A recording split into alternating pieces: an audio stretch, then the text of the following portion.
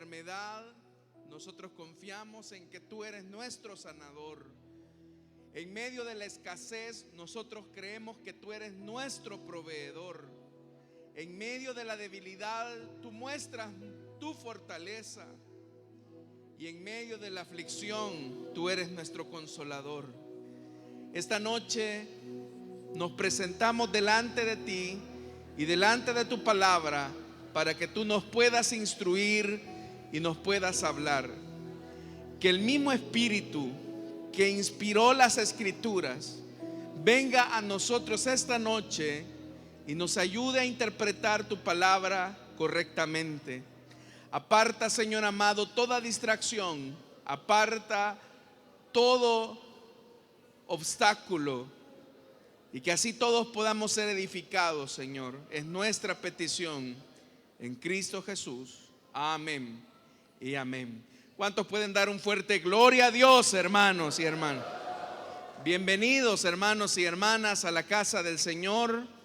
Vamos a abrir la Biblia, nos vamos a poner en pie y vamos a abrir las Escrituras en la carta de Judas. Es el libro de la Biblia que tenemos algunas semanas de haber iniciado. Carta de Judas. Y vamos a leer el versículo número 4 en esta ocasión. Dicen amén si lo tienen.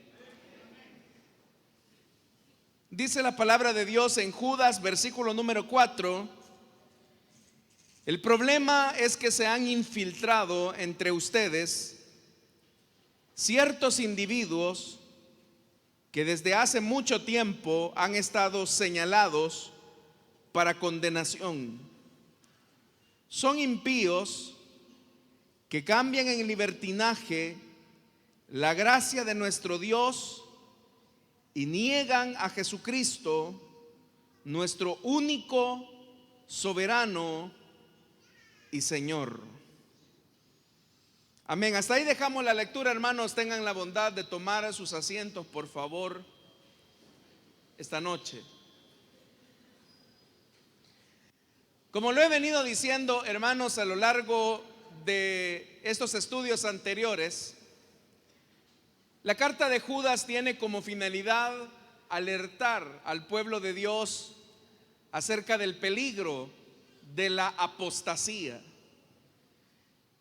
Y la semana anterior, precisamente, hermanos, cuando estudiábamos el versículo número 3, el llamado que hace el escritor es a que nosotros de manera vigorosa debemos de defender la fe que nos fue encomendada una vez y por todas a los santos. Con esa afirmación del escritor de la carta de Judas de que hay que defender la fe vigorosamente, esa fe que nos fue encomendada de una vez y por todas a los santos, el escritor está mencionando que ya no hay más nuevas revelaciones. Y es que precisamente el peligro que amenazaba a la iglesia era que habían falsos maestros que poco a poco habían comenzado a introducir nuevas enseñanzas, nuevas interpretaciones acerca del hecho del señorío de Cristo, como lo vamos a ver en este versículo número 4. Y quiero que usted note, hermanos, cómo es que Judas va observando un proceso peligroso que va tomando forma al interior de la iglesia, y por lo tanto él siente la necesidad de avisar o de alertar a los miembros para que se opongan a cualquier tipo de enseñanza que trata la manera de deformar la obediencia, el carácter y la conducta de los cristianos. El versículo número 4 comienza diciendo: el problema, esta es la realidad, la razón de la carta. El problema es que se han infiltrado entre ustedes ciertos individuos que desde hace mucho tiempo han estado señalados para condenación. Note cómo el escritor dice: se han infiltrado ciertos individuos. Cuando uno, hermanos y hermanas, coloca la expresión ciertos individuos, uno la tiene que colocar en contraposición de lo que dijo el versículo número 3, cuando se refirió a los hermanos o a la iglesia dirigiéndose, queridos hermanos. Y de estos falsos maestros dice ciertos individuos. Entonces significa que dentro de la iglesia están los que han sido guardados, llamados a salvación, los amados de Dios. Pero también dentro de la misma iglesia hay ciertos individuos que se han infiltrado. No es que están afuera, ya están dentro, y ese es el problema. El problema es que están dentro de la iglesia y dice la Biblia que se han infiltrado con un propósito específico, y es destruir a la congregación, es arruinar a la iglesia. Al hablar acerca de esto, no solamente Judas había notado este problema en la iglesia, sino que, por ejemplo, el apóstol Pablo, cuando escribe su carta a los Gálatas, él mismo señala que algunos falsos hermanos, eso es lo que dice Gálatas capítulo 2 versículo 4, algunos falsos hermanos se han infiltrado, dice Pablo, entre nosotros para coartar la libertad que tenemos en Cristo Jesús a fin de esclavizarnos. Pero note cómo Pablo también en la carta a los Gálatas dice eso, se han infiltrado, no es que están afuera, están dentro ya. También el escritor de Pedro, o la segunda carta de Pedro, en el capítulo 2 versículo 1, él dice que hay falsos profetas entre el pueblo, como entre vosotros falsos maestros, dice el escritor, que introducirán encubiertamente herejías destructoras y que negarán al Señor que los rescató, atrayendo sobre sí mismos destrucción repentina. Entonces quiero que usted note algo. El problema no es que las falsas enseñanzas están afuera. El problema es que ya están dentro. El problema es que ya hay una enseñanza destructora dentro de las iglesias, y eso es lo que a Judas le preocupa. Y por eso, hermanos y hermanas, es que uno tiene que prestarle mucha atención, porque cuando hablamos de que estos falsos maestros ya se han infiltrado en la iglesia, no necesariamente tienen que ser los predicadores, por ejemplo, que anuncian la palabra de Dios desde este púlpito, aunque la amenaza y el peligro puede ser una realidad para cualquiera. La forma en que las falsas enseñanzas se infiltran es por quienes la iglesia presta atención, a quien le presta sus oídos. Y la forma, hermanos, en cómo Satanás o el enemigo va infiltrando cualquier tipo de herejía o enseñanza es a quien usted le presta sus oídos. Porque las falsas enseñanzas pueden venir a través de un predicador de la radio, a través de un predicador en el internet, a través de un predicador de un canal de televisión, a través de una enseñanza escrita. Es decir, las falsas enseñanzas se pueden filtrar de una manera que nosotros como predicadores no tenemos un control. Yo no sé, hermanos y hermanas, a quién usted le presta sus oídos en el transcurso del día, por ejemplo. En una ocasión hubo una hermana que me dijo: hermano, quiero que por favor escuche a este gran predicador, me dijo. Y me envió la predicación. Pero resulta ser que ese gran predicador era un pastor de la secta adventista, pero ella lo estaba elevando como un gran predicador. Entonces, yo no sé, por ejemplo, a quién usted escucha durante el día, no sé a quién le presta sus oídos. Y seguramente todos nosotros tenemos algún tipo de admiración hacia algún predicador, hacia algún maestro que no pertenece a nuestra iglesia. Pero ¿cómo nosotros aseguramos que lo que usted está oyendo no va a deformar su conducta cristiana o no va a deformar su salud espiritual? Y es por eso, hermanos y hermanas, que el escritor de Judas dice: el problema es que ya se han infiltrado entre ustedes. Por eso es que hace algunos años, tal vez usted recordará que uno de los eslogan de la radio era Radio Restauración, la radio que no confunde. Ya algunos ni se acuerdan de ese eslogan. Porque la idea, hermanos y hermanas, era ser un referente de la palabra de Dios. Y en este sentido, no se trata de caer en una especie de sectarismo, de decir que solamente esta iglesia o estos predicadores tienen la verdad de Dios, porque eso automáticamente a nosotros nos convertiría también en apóstatas. Elim, como pueblo de Dios, no es poseedora absoluta de la verdad, eso es cierto. Y en la medida, hermanos y hermanas, que el Señor nos coloca la responsabilidad de predicar la palabra, es nuestra tarea apegarnos a lo que el Espíritu Santo ha revelado en la Escritura. Pero, a pesar de que nosotros no somos poseedores de toda la verdad, déjenme decirle que hay muchos grupos religiosos que afirman ser pueblo de Dios, pero que en realidad no lo son. Y el escritor, hermano, dice que estos se han infiltrado entre ustedes. Es decir, es gente que se ha infiltrado en la iglesia del Señor para literalmente causarle mucho daño. Y el mismo escritor de la carta de Judas dice: desde hace mucho tiempo han estado señalados para condenación. Pero ¿qué están haciendo estos falsos maestros para merecer la condenación divina?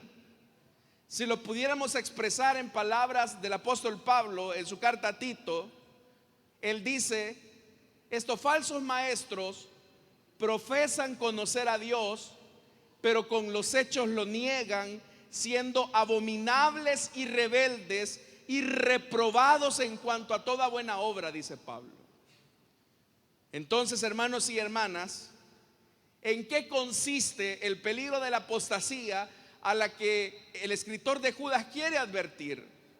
La segunda parte de este versículo 4 dice: vea cómo los califica.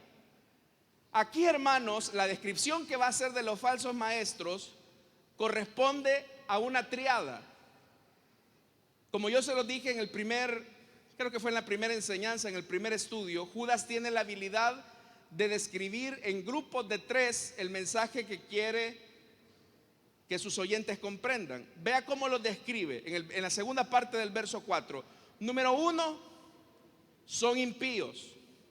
Número 2, cambian en libertinaje la gracia de nuestro Dios. Y número 3, niegan a Jesucristo, nuestro único y soberano Señor. Entonces, vea las 3 conductas agresivas de los falsos maestros. En primer lugar, dice que son impíos. Esta palabra, impiedad, es una palabra bastante común en el Antiguo Testamento. La impiedad no se refiere a una persona que no tenga conocimiento de Dios. En el Antiguo Testamento, un impío es aquel que, conociendo al Dios verdadero, toca las cosas de Dios con manos profanas. Impíos, por ejemplo, eran los hijos de Elí. ¿Cuántos han escuchado la historia de los hijos de Elí? Eran los hijos del sumo sacerdote. Tenían el conocimiento del Dios vivo y verdadero de Israel, pero actuaban como impíos, porque dice la Biblia que sustraían de las ofrendas. Dice también la palabra de Dios que se metían con las mujeres que llegaban a ofrecer oración al Señor. Es decir, su conducta es impía, porque la impiedad tiene la característica de que es una persona que tiene conocimiento acerca de Dios, pero actúa como que si Dios no existiera. Por eso es que la reacción de su forma de pensar es que dice: cambian de manera sutil. así como se introdujeron a la iglesia como que si fuesen espías, así como se introdujeron a la congregación de manera sigilosa, de manera furtiva o a hurtadillas, como decimos popularmente, de esa misma manera, sutilmente en la enseñanza van cambiando en libertinaje la gracia de nuestro Dios. Entonces, hermanos y hermanas, Judas nos está diciendo que esta gente no es que sea atea, da a entender que es gente que entra de manera secreta a la iglesia cristiana, que reconoce la existencia de Dios, que de alguna manera abrazan por algún momento la fe, pero ya cuando están dentro comienzan a sustituir la gracia de Dios por libertinaje. Si hay algo que está dañando a la iglesia cristiana hoy en día en el crecimiento de alcanzar la estatura del varón perfecto, son dos cosas, son dos extremos opuestos.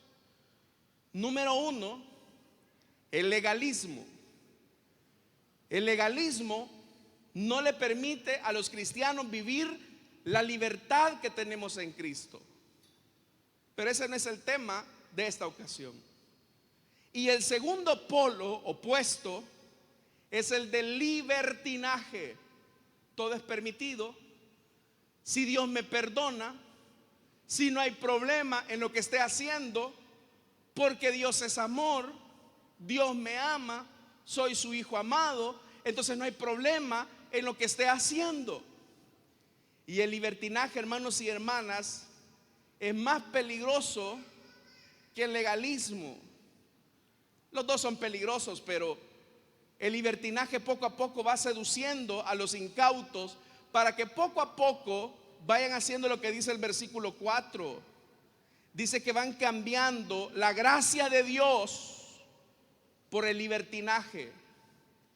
Fíjese, hermanos, que la palabra gracia se refiere al amor perdonador de Dios, por el cual el pecador recibe la libertad para servir a Dios y lo expresa de una manera en forma de gratitud.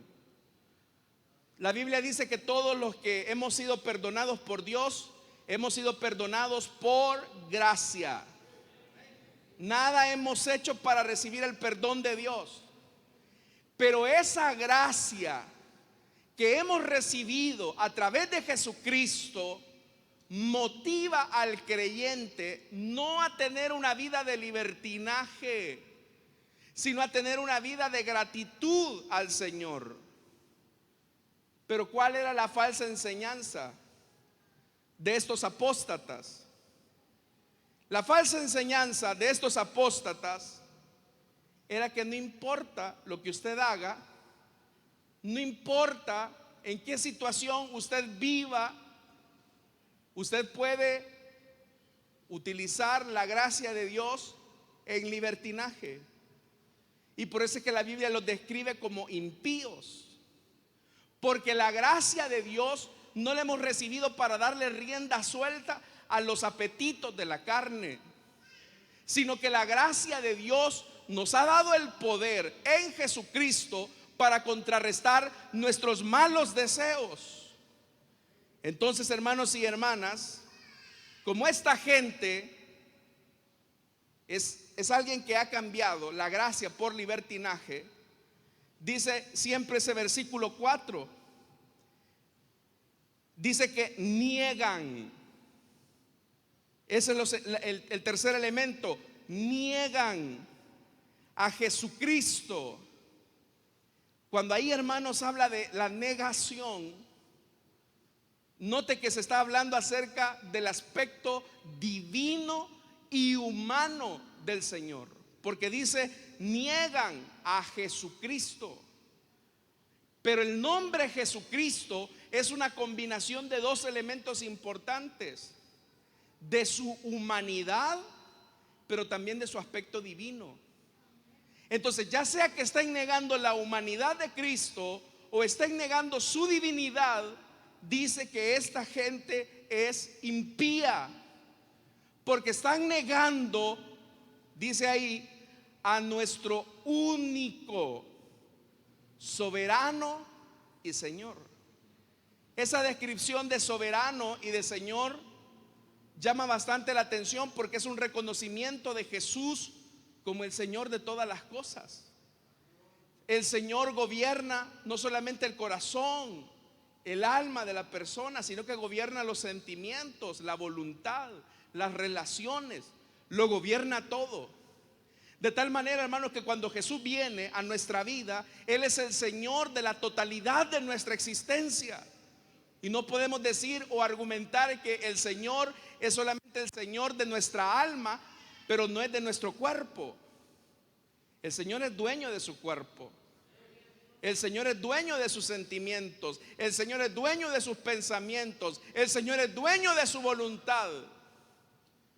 Pero ¿de qué manera los falsos maestros negaban el señorío de Cristo? Porque eso es lo que está diciendo, que son gente impía, que son gente que ha sustituido la gracia de Dios por libertinaje y están negando el señorío de Cristo.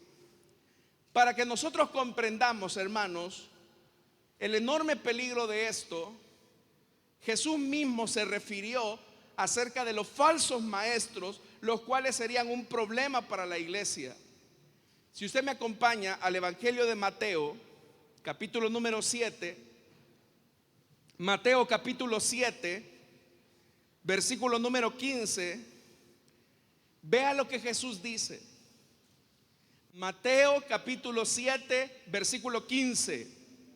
Es una advertencia del Señor Jesús hacia sus discípulos. Dice, cuídense de los falsos profetas.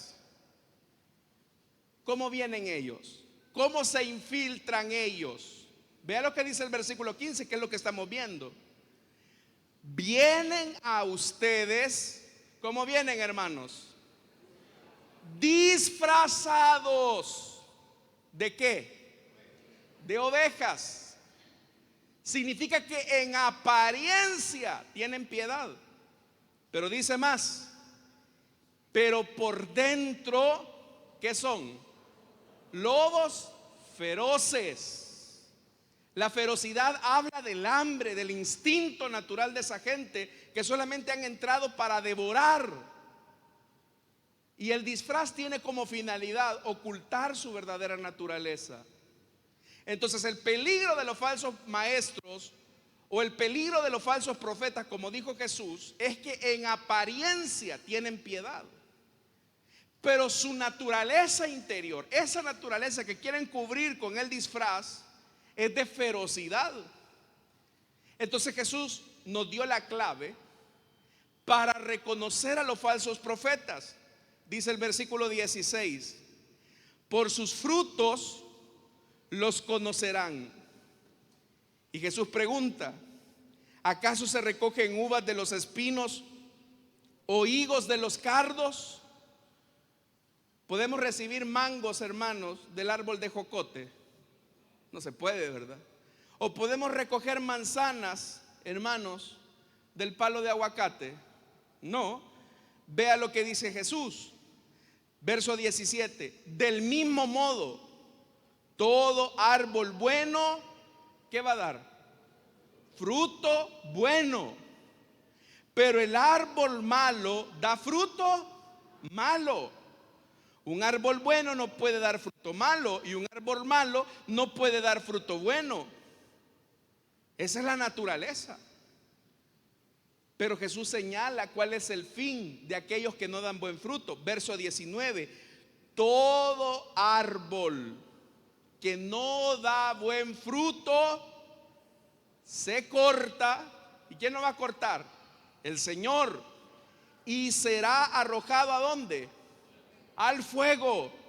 Así que por sus frutos los conocerán. Entonces, hermanos y hermanas, ¿cuál es el llamado del Señor a la iglesia? A que estemos atentos a los frutos, a que veamos los frutos. El punto es que los frutos no se ven de la noche a la mañana. Hay que darles tiempo para que la persona refleje en realidad lo que hay en su carácter. ¿Sabe cuál es lo importante de este pasaje que hemos leído de Mateo.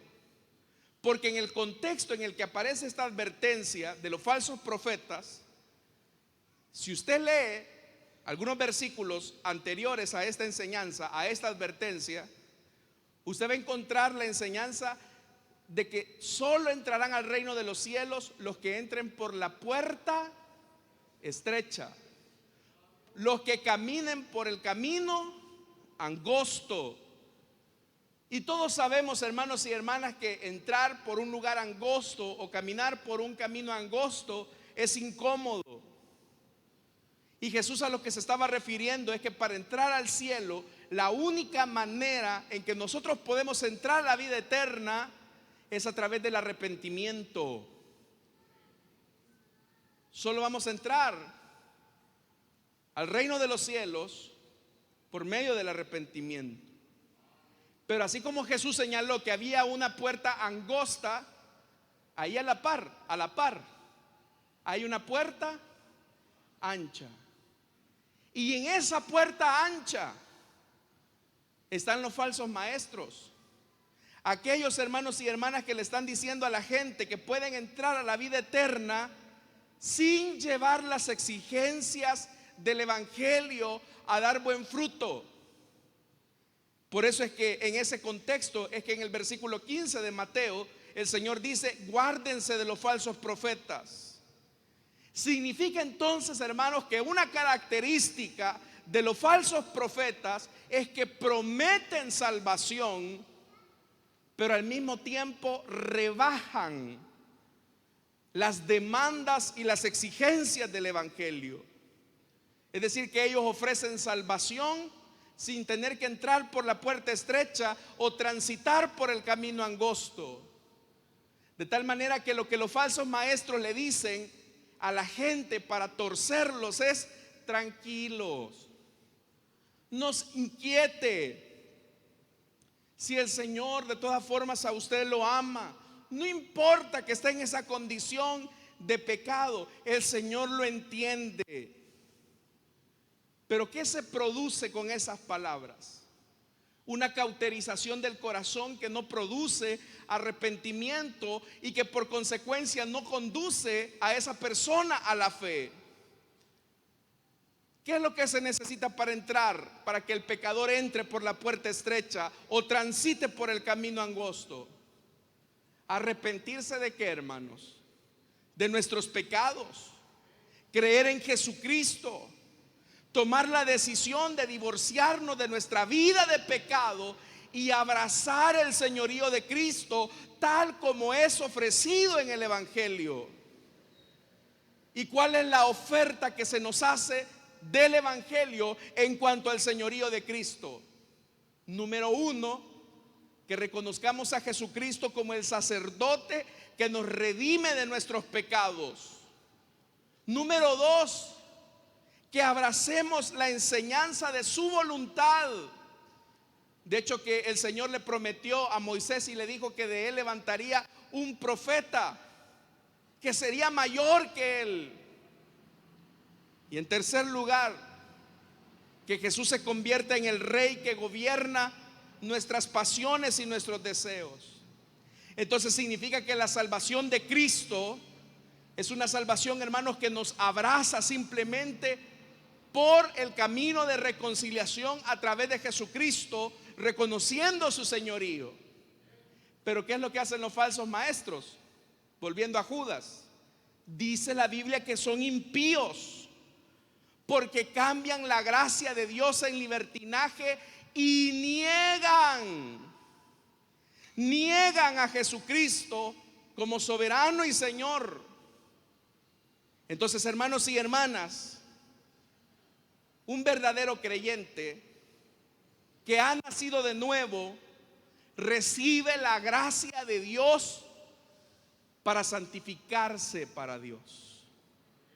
Una persona que ha sido perdonada por el Señor no va a ocupar la gracia de Dios para andar en una vida libertina y de pecado. Sin embargo, usted sabe que hay enseñanzas que dicen: bueno, si eres salvo, no importa lo que hagas. Si eres salvo, Tú le puedes dar rienda suelta a cualquier tipo de pecado. Y hay muchos que dicen, salvo, siempre salvo. Y le dan rienda suelta a una vida de pecado y de desenfreno. Pero ya el apóstol Pablo señalaba en su carta a los romanos que para los tales la condenación es justa. Porque ¿de qué somos salvos, hermanos y hermanas? El problema es que nosotros reducimos la salvación al mero hecho de no ir al infierno. Pero la salvación que hemos recibido de parte de Jesucristo es para poder amar y servir al Señor por amor. De tal manera que el deseo del cristiano frente a la tentación es amar a Dios, es servir al Señor. No es ocupar la libertad que tenemos en Cristo para darle rienda suelta a nuestros deseos. El apóstol Pablo, cuando escribe también su carta a los romanos, él dice: mas ahora, hermanos, que habéis sido libertados del pecado y hechos siervos de Dios, tenéis por vuestro fruto la santificación y como fin la vida eterna. El que ha sido salvado, el fruto de esa salvación es la santificación. Es que se santifica. Y no estamos hablando acá, hermanos y hermanas, que por medio de la santificación recibimos la salvación. No, porque hemos recibido la salvación, nos santificamos para nuestro Dios. Entonces, hermanos y hermanas, si hay algo que los falsos profetas excluyen de su mensaje, es ese aspecto esencial del evangelio. Los falsos profetas lo que hacen es entretener a los hombres con diversos temas. Muchos de ellos son algo interesantes, a veces algo útiles. Pero note algo: ellos no hablan del arrepentimiento. Ellos no hablan de reconocer que son pecadores y que necesitan a Jesucristo. Ellos no hablan del señorío de Cristo. Al contrario, muchas de las enseñanzas de estos falsos maestros no son cristocéntricas, sino que son antropocéntricas. El centro del mensaje es su audiencia, es cómo te sientes, eres tú. Y ahí, hermanos y hermanas, es donde hay que tener mucho cuidado, porque es cierto que los falsos maestros incluso pueden echar mano de la Biblia y lamentablemente retuercen la escritura con tal de seducir a sus oyentes. Y usted los escucha con diferentes frases que muchas veces no tienen sentido. Frases que a veces, hermanos, la gente no las logra comprender y que suenan bien, pero no tienen esencia. Cosas como: debemos confiar en Jesús, debemos dejar que Jesús sea nuestra guía, debemos de tener un encuentro personal con Jesús, dicen ellos. Y todo eso suena bien, pero ¿qué entienden ellos por esas frases? Todo suena muy bien, pero ¿qué implicaciones prácticas tienen esas frases? En realidad, hermanos, ¿qué significa que Jesús sea nuestro Señor y nuestro Salvador? ¿Qué significa, hermanos y hermanas, que Jesús sea el Señor de mi vida, en mi familia, en mi negocio, en mis relaciones?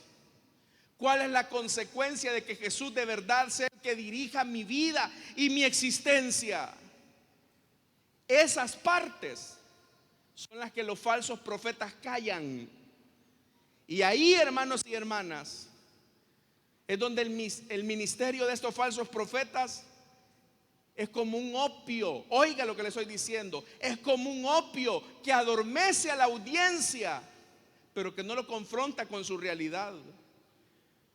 Con eso no estoy diciendo que los verdaderos predicadores no deban consolar por medio de la palabra de Dios, como los falsos profetas pretenden hacerlo para seducir a sus oyentes. Porque gracias a Dios, hermanos y hermanas, en las Escrituras nosotros encontramos una palabra que nos consuela. Por ejemplo, todos conocemos el famoso pasaje de Romanos 8:28, cuando lo repetimos incluso, Y sabemos que a los que aman a Dios, todas las cosas les ayudan a bien. Y esto es, dice, a los que conforme a su propósito son llamados. Pero piensa en esto: ¿a quiénes todas las cosas les ayudan a bien, hermanos? ¿A quiénes? A los que aman a Dios. A los que aman a Dios. A los que aman a Dios, todas las cosas les ayudan a bien. Entonces el consuelo de la Escritura, según Pablo, es a los que aman a Dios. ¿Y quiénes son los que aman a Dios? ¿Quiénes son los que verdaderamente aman a Dios y reconocen el señorío de Cristo? Porque amar a Dios, hermanos y hermanas, no es solamente decir: ay, mi colochito, cuánto te amo, mi chusito. No es así. Porque hay un montón de gente que es muy melosa con el Señor, pero con sus hechos niegan el señorío de Cristo. Uno los puede ver, hermanos, a veces en estas fiestas que recientemente pasaban, ¿verdad? Con qué cara de devoción a veces algunos van detrás de los rituales religiosos. Pero esa misma gente, hermanos, tiene una vida arruinada y miserable después de esas fiestas. ¿Qué es lo que significa realmente amar a Dios? Para que no nos perdamos mucho en esto, Jesús lo dijo: el que tiene mis mandamientos y los guarda, ese es el que me ama. El que me ama será amado por mi Padre, y yo le amaré y me manifestaré a él. Y dice la Biblia que por ahí Judas, no el Iscariote, le preguntó: Señor, ¿y cómo es eso que te vas a manifestar a nosotros y no al mundo? Y Jesús le respondió: el que me ama, mi palabra va a guardar, y mi Padre le va a amar, y vendremos a él y haremos morada con él. El que no me ama no guarda mi palabra, y la palabra que habéis oído no es mía, sino del Padre que me envió. Entonces, ¿quién es el que ama a Dios? ¿El que canta más bonito en la iglesia? ¿Quién es el que ama a Dios? ¿El que tiene un privilegio en una iglesia? ¿El que tiene más tiempo de estar en una iglesia? No, el que ama a Dios es el que guarda la palabra del Señor en su corazón y la pone por obra. Eso certifica la autenticidad de un verdadero hijo de Dios.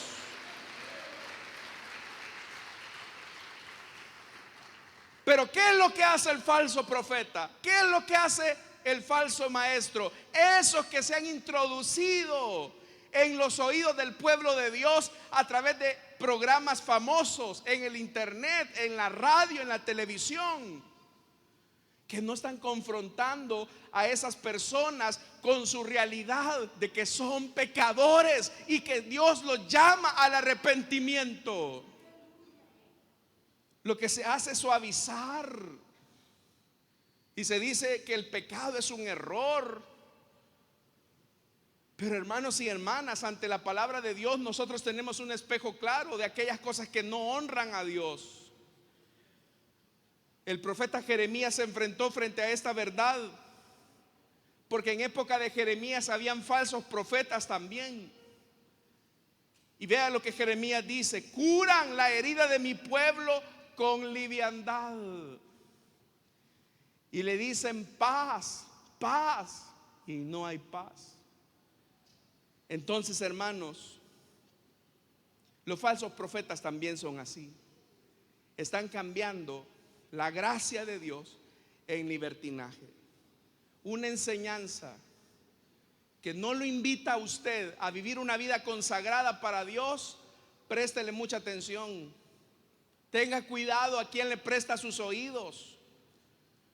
Una palabra donde a usted lo que le dicen es: no importa cómo está tu vida, no importa en lo que estés, Dios siempre te va a amar, porque eres su hijo amado, eres su hija amada.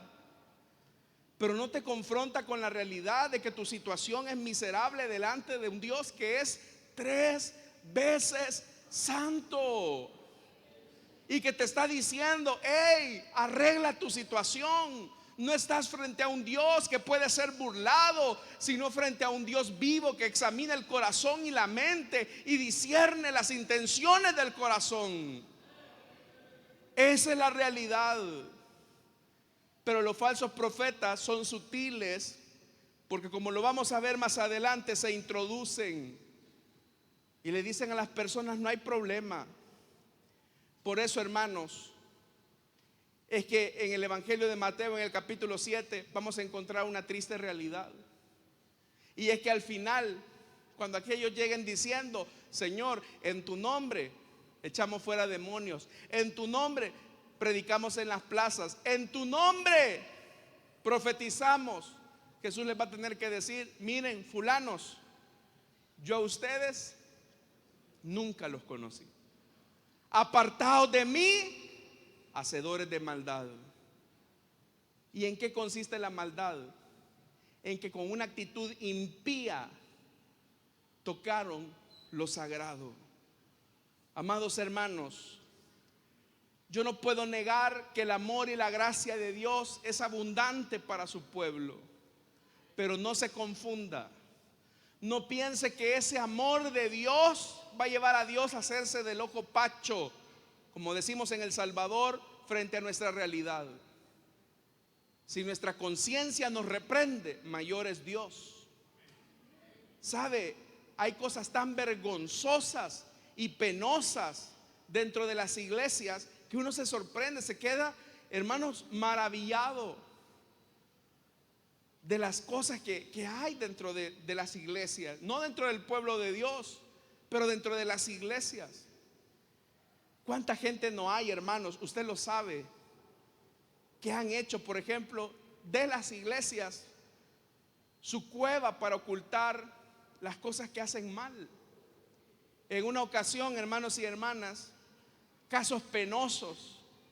Recuerdo en una ocasión de alguien que me contó que estaba predicando de matrimonio. Imagínese usted, estaba predicando de matrimonio y de repente llega por la puerta un fulano y comienza a decirle: usted no sea un gran sinvergüenza, si usted andaba acosando a mi hija en pleno culto, hermano.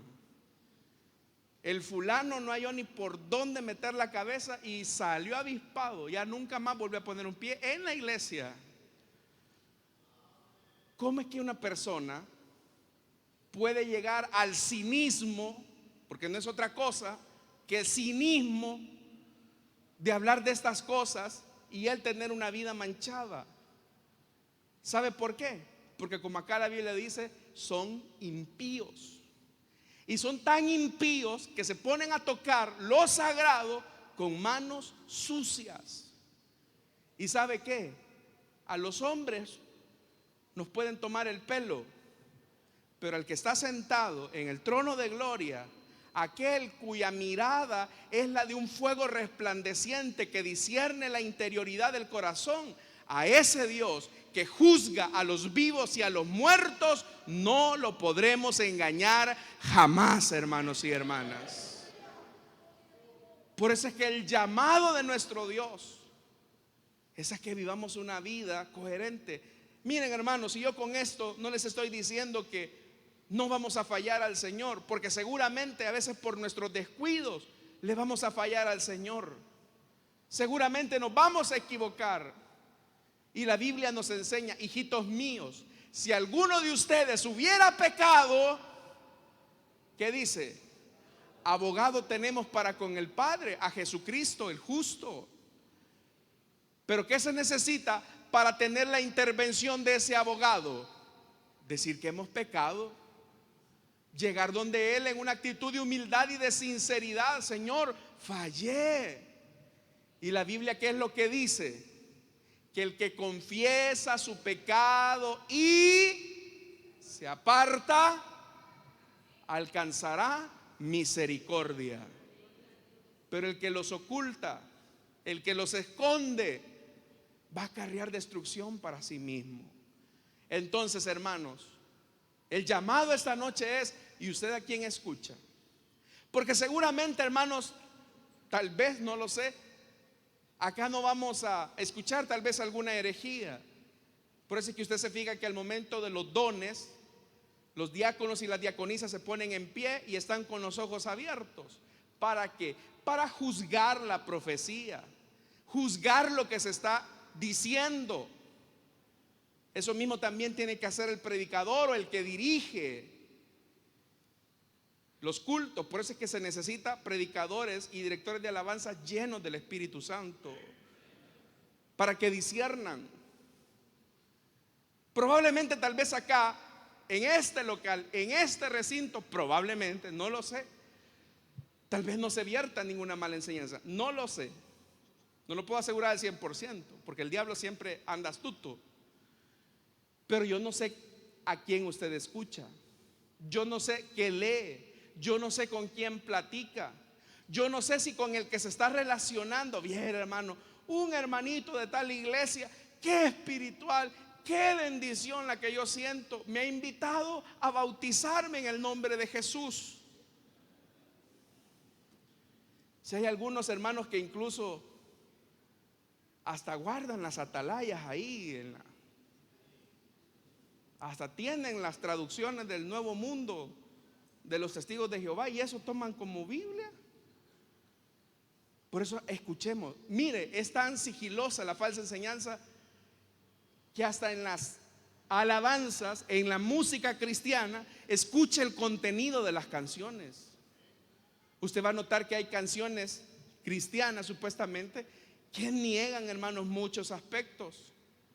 Y una vez yo les dije a los hermanos, por cierto, de la radio nuestra, hermanos, no pongan ya esa canción, les dije, porque había una canción, ojalá no le vaya a dañar su susceptibilidad, pero había una canción, tal vez usted la habrá oído, que dice como que Dios le anda rogando al pecador y le dice, o sea, como que Dios anda desesperado, marchito de amor por nosotros los pecadores. Algo así como que Dios estuviera despechado. Y no se la canto porque no quiero hacer famoso al cantante. Pero le dije, hermanos, eso no. O otras canciones como por ejemplo, hoy arrebato lo que a mí me pertenece, lo que era mío me lo vas a devolver con creces. Ya les dije, ¿verdad? ¿Con qué derecho vamos a arrebatar nosotros, hermanos, si somos siervos de Dios? Y si lo que Dios nos da por gracia. Amén, hermanos, es por gracia. Pero la gente lo pide como que esa es la gran astralidad. Y así, hermanos, por eso es que uno tiene que escuchar y estar atento, porque no todo lo que tenga apariencia de piedad viene de Dios. Entonces tenemos que tener cuidado con lo que oímos. Yo espero que usted siga escuchando la palabra de Dios, hermanos y hermanas, y que de verdad la lea, porque estos impíos cambian la gracia de Dios por libertinaje. En otra ocasión tal vez usted recordará, ¿verdad? O se imagínese, hermano, yo puedo entender el aprecio que una persona le tenga a un amigo o a un hermano. Usted se recordará, no vamos a aceptar un no como respuesta. ¿Y de dónde el barro le va a decir al alfarero qué hacer? Pero esa gente, hermano, llena conciertos.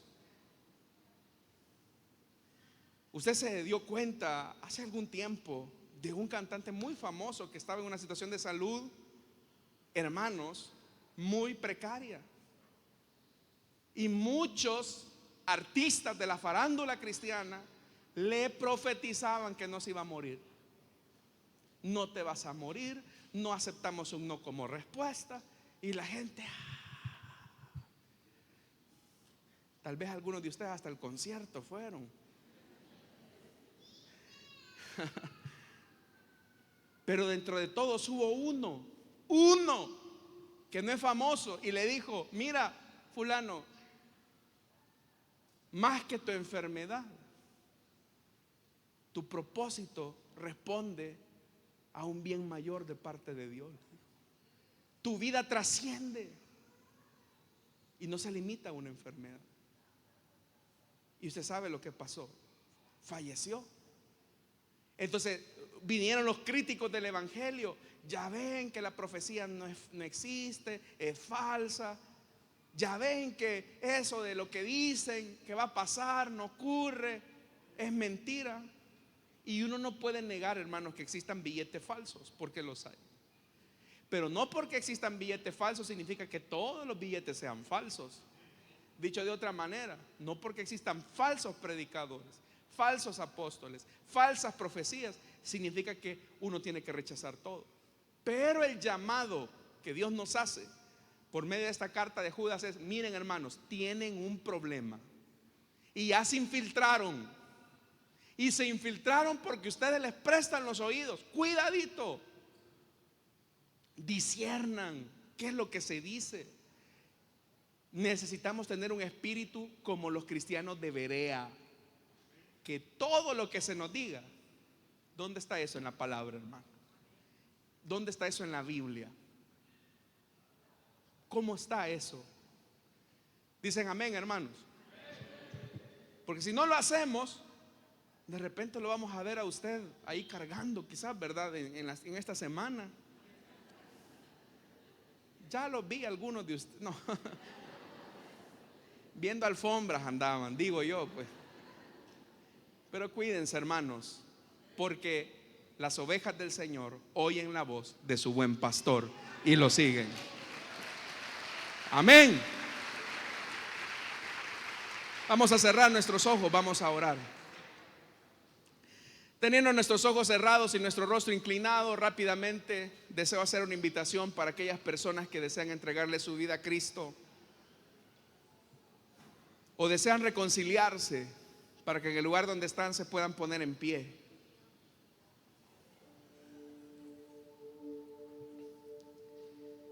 Si hay alguna persona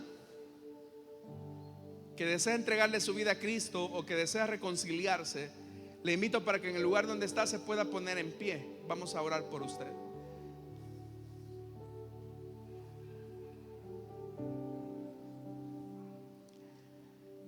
Vivimos tiempos peligrosos, hermanos, donde uno puede escuchar un montón de cosas.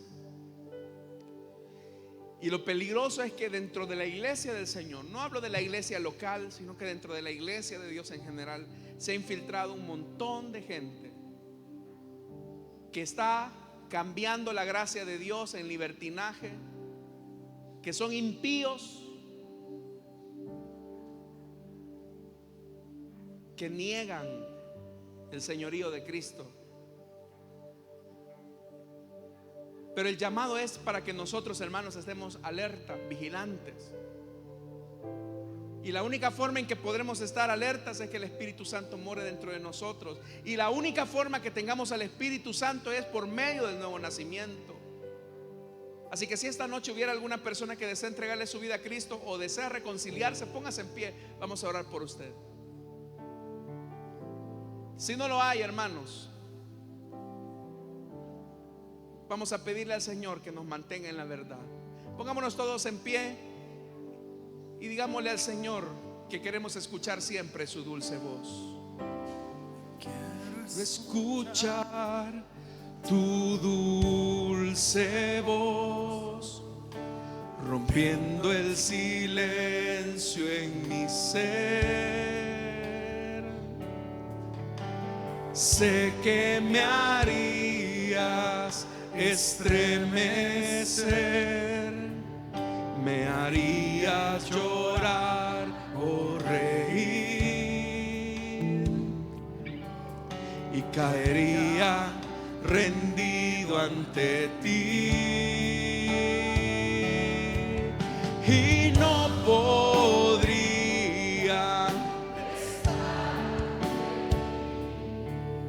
escuchándote hablar sin llorar como un niño, y pasaría el tiempo así sin querer nada más que escucharte hablar. Amado Dios, reconocemos que vivimos un tiempo peligroso. reconocemos que hay un tiempo muy peligroso de falsas enseñanzas, de falsas doctrinas, de herejías, de demonios. Pero queremos pedirte que preserves nuestros oídos, los oídos de nuestro corazón, para siempre escuchar tu voz y hacer tu voluntad. Porque tú dijiste que los que verdaderamente te aman son los que oyen tu voz y guardan tus mandamientos. Preserva la salud espiritual de esta iglesia. Preserva, Señor amado, su atención para poner su mirada siempre en Jesucristo. Te lo pedimos, Señor amado, y te lo suplicamos en el nombre de Jesús. Oramos también, Señor, para que tú bendigas nuestras ofrendas y nuestros diezmos. Bendice, Señor, las aportaciones que tu pueblo da para que esta obra se siga extendiendo. En Cristo Jesús. Amén y amén. Pueden sentarse.